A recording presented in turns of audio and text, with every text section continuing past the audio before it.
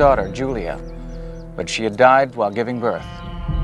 And a few years earlier, Caesar, Pompey, and the immensely rich Crassus had together ruled the entire Roman Empire. Each man had tried to strengthen his position in Rome by winning new lands for the empire. But things began to go wrong in 53 BC when Crassus invaded the eastern kingdom of Parthia. He wanted to be seen as the new Alexander the Great, but he never returned. The Parthians destroyed him.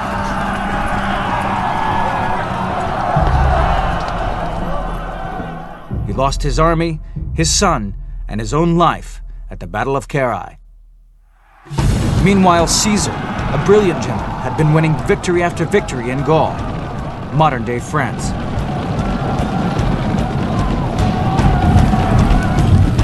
He made a fortune by selling hundreds of thousands of prisoners into slavery.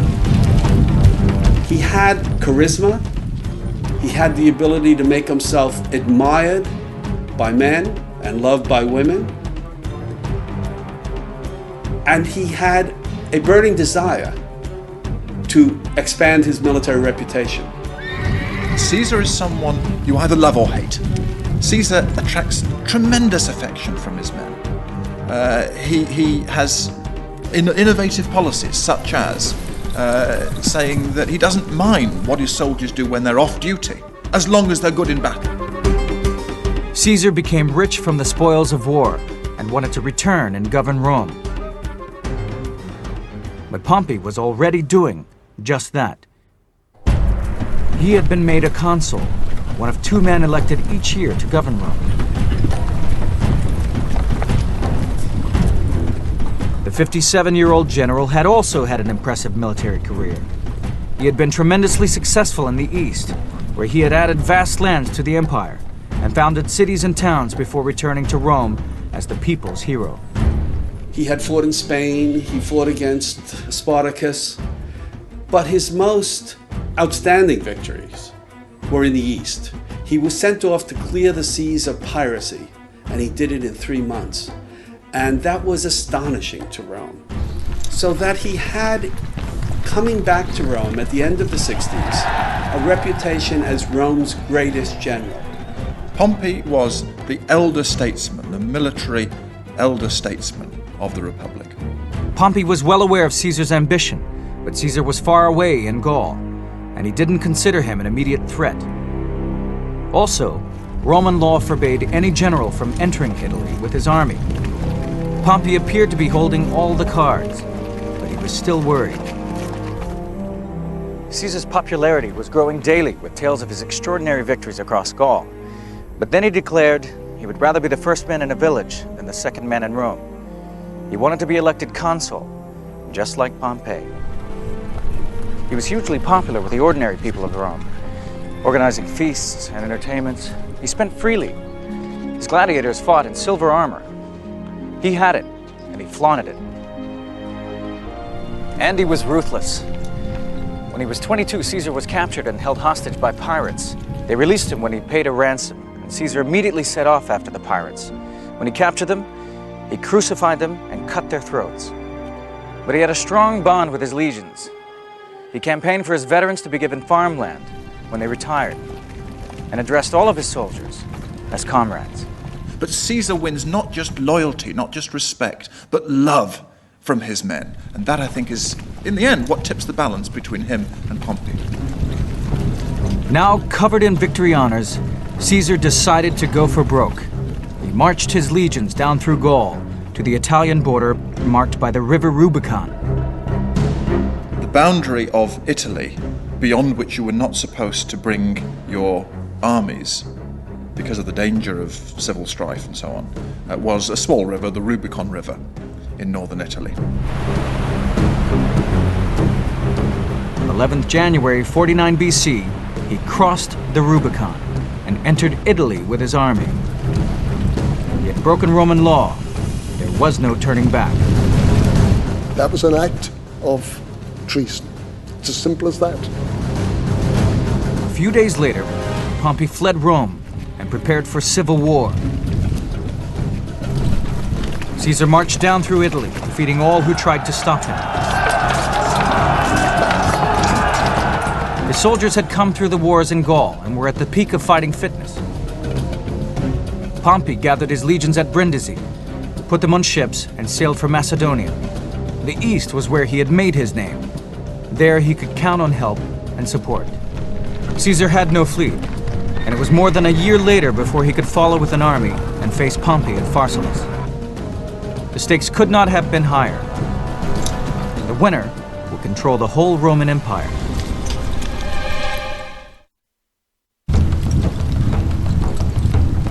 It is 49 BC, and Rome's two greatest generals, Caesar and Pompey, are fighting a civil war for control of the empire.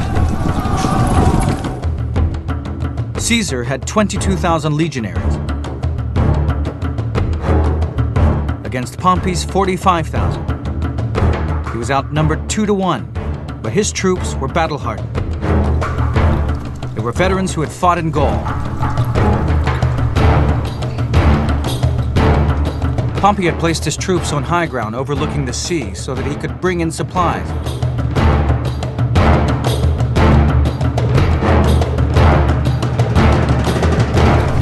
Caesar was constantly having to find ways of feeding his army. Most of the surrounding countryside was loyal to Pompey.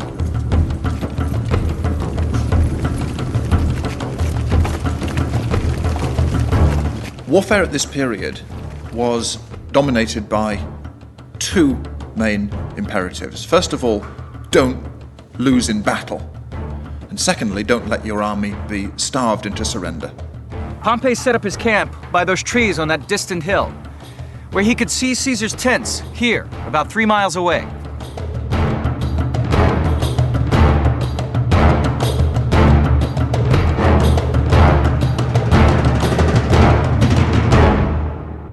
Pompey wanted to win, but he did not want to fight.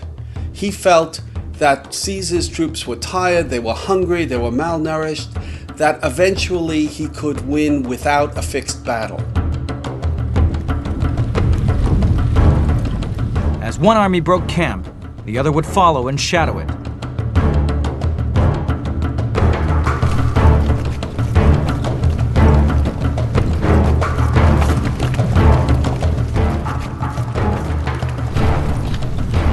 But it was now summer and Caesar could find food more easily.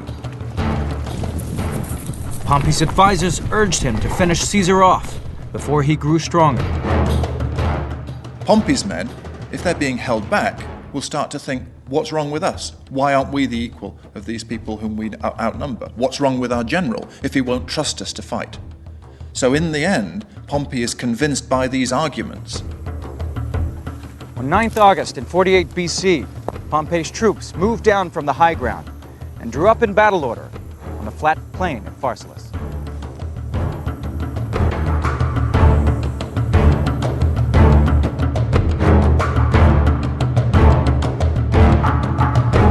Both Caesar and Pompey had 11 legions.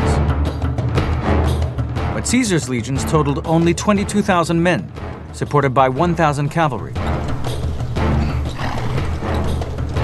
He was outnumbered by Pompey, who had 11 full-strength legions totaling 45,000 men and 7,000 cavalry.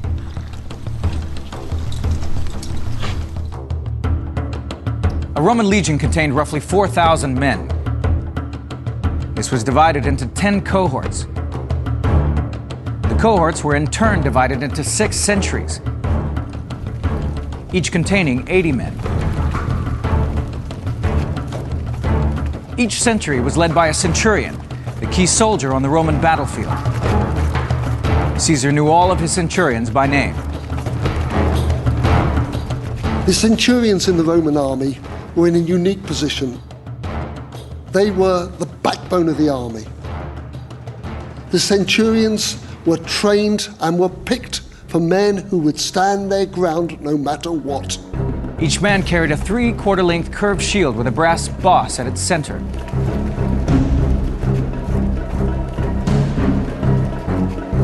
A pilum or spear, and the Roman stabbing sword, the gladius. Helmets with cheek pieces gave good protection. Roman legions were backed up by auxiliary troops. These were from tribes that had been conquered by Rome. They served for 25 years, and the reward, if they survived, was to be made a citizen of Rome. The auxiliaries included archers from Syria and cavalry recruited from tribes with a good tradition of horsemanship. There was great pride within the legions. This was the fighting machine which had made Rome a world power. But now, instead of battling against barbarians on the fringes of the empire, these soldiers would be fighting each other.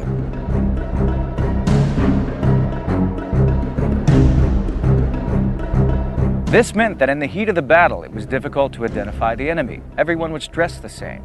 So each side devised passwords that would enable them to identify friend from foe. Pompey's men had Hercules the Unconquered, while Caesar's side had Venus, the bringer of victory. Caesar led from the right wing, with Mark Antony, the officer and friend he trusted most, commanding the left. Both armies were drawn up in the traditional 3 lines, with the most experienced troops in the 3rd line. Pompey had 45,000 infantry to Caesar's 22,000. But his big advantage lay in his 7,000 cavalry, which outnumbered Caesar's 7-1. Caesar saw the threat from the enemy cavalry and removed a cohort from each legion to form a 4th line, which he placed behind his own cavalry as an extra line of defense. Pompey's troops made no attempt to advance, so Caesar ordered his legions forward.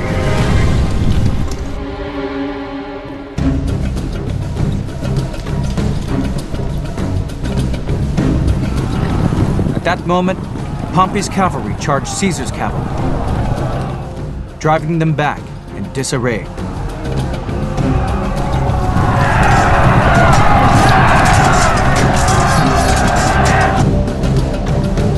The battlefield was covered in whirling dust.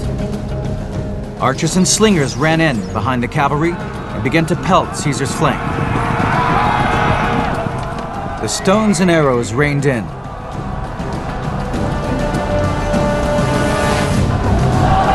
Caesar had been taken by surprise. The Battle of Pharsalus was on, and the winner would rule the Roman Empire. It is 49 BC. Rome's 2 greatest generals, Caesar and Pompey, are fighting for supremacy. Caesar rallied his troops after the shock of the all-out cavalry charge. This was truly a civil war. Pompey's cavalry had been led by Caesar's old companion, Labienus. He had fought side by side with Caesar in Gaul, but had now gone over to Pompey. Labienus' disloyalty was reflected in Caesar's own history of these events. Most nights, Caesar would dictate page after page to a scribe in his tent, or on the move as he traveled with his army.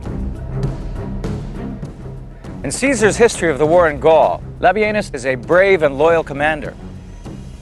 But in the Civil War, he is portrayed as a savage and brutal opponent. But having broken through Caesar's line, Labienus was in trouble. He could not reform his cavalry, and the left wing of Pompey's army, which had followed his charge, was milling around in confusion. Caesar sent in his 4th line against the horses. He ordered them to hold their pila upright and jab at horses and riders, like the spears in a phalanx. Caesar told them to leap up, not to throw their spears, but to take their spears and push them up at the faces of these horsemen. Ancient cavalry, indeed cavalry at most eras, don't do well against prepared heavy infantry. The Pompeian cavalry were not expecting to run head-on into a well-disciplined line of Roman legionaries. 3,000 men, all with 8-foot spears, were just too much for the riders. Hundreds fell, and the remainder fled into the hills. Caesar tells his men in the fighting line that even though they're outnumbered by the enemy legionaries, they can prevail because they're Caesar's men. And they do. Caesar was an extraordinary leader of men. He had spent year after year after year with his troops in Gaul. He knew the names of his centurions. He lived with his men. He slept in the tents with his men. And his men were willing to fight and die for him. Caesar now took control of the battle. He ordered his men to charge at the enemy. For 200 yards they ran. A hail of arrows rained down on helmets and shields. But even when they got to within 30 yards, Pompey's men still refused to advance. He told his troops not to charge. The argument was that if you don't charge, Caesar's troops got to traverse twice the distance and they're going to be tired out when they get here. Caesar's centurions called a halt, gave their men a breather, and tidied up the ranks. But then they advanced through their pila.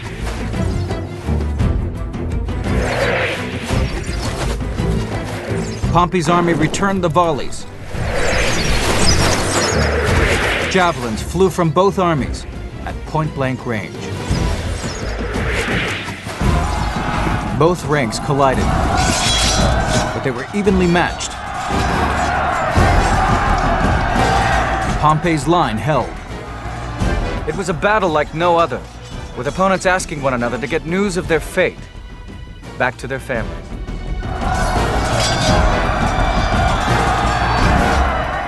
Caesar's fourth line could not make any headway against Pompey's weakened left wing.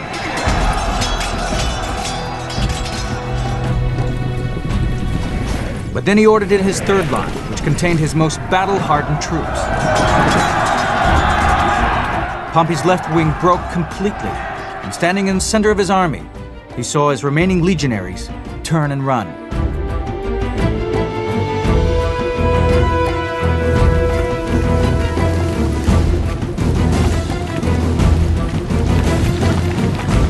Pompey lost the will to fight and fled in panic back to his camp. Caesar had won the day. What the civil war between them reveals is that Caesar is actually the better general, and that his success in Gaul had not been a flash in the pan. It was an instance of someone who has a tremendously flexible grasp of generalship and can inspire his men even more than Pompey did. In his own written accounts, Caesar claimed he killed 15,000 of Pompey's men, lost only 200 dead, and captured 9 of the coveted eagles. But this was, after all, history written by the winner. The Greek historian, Plutarch, calculated Pompey's casualties at 6,000. Pompey is described in most of the historical sources as being totally shattered by this and crazed almost by this defeat. He withdraws to his tent, he leaves his soldiers on the battlefield, he flees. Pompey and his wife fled to the coast of Greece and sailed to Egypt. Caesar pursued, but the two rivals would never meet again. One of Pompey's own centurions murdered him as he stepped ashore near Alexandria. Caesar arrived 3 days later and was given Pompey's head in a sack, but he refused to look at it and ordered that Pompey be buried with full honors. He wanted to heal the wounds of civil war and showed mercy to many of Pompey's lieutenants, including Marcus Brutus, whose mother had been Caesar's lover. Caesar wanted them to join him, and he sends tribunes in to tell the blokes, you know, you're Romans, we're Romans. Caesar would stay for a while in Egypt and had a child by the young queen, Cleopatra. The civil war was over. He now had supreme power in Rome. His victory marked the end of the old Roman Republic. After returning to Rome, he became dictator. He even had a month of the year named after him, Julius, July. From now on, the men who ruled Rome would be emperors with absolute power, claiming divine authority from the gods. 4 years later, in 44 BC, Caesar was stabbed to death by conspirators who feared he had amassed too much power. One of them was Marcus Brutus, whose life he had spared in Pharsalus. Bleeding from many wounds, Caesar fell dead at the feet of a statue, the statue of his greatest rival, Pompey the Great.